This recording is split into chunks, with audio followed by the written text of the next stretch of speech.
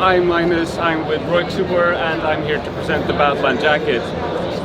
The Badland jacket was the Eco Achievement Apparel Award winner at ISPO Awards, and it's a jacket made with the main fabric of 100% woven, chlorine-free, and fully sustainable merino wool.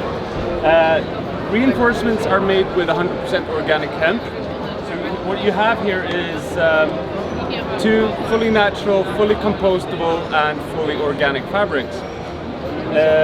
As for the jacket design, it's a fairly simplistic design made to be used with a backpack. So you have instead of the two side pockets, you have extended chest pockets with smaller pockets on the inside. To be easily used with a backpack. What we really want to focus on with this product is sustainability rather than technical outdoor. I would say this is a highly functional lifestyle outdoor jacket.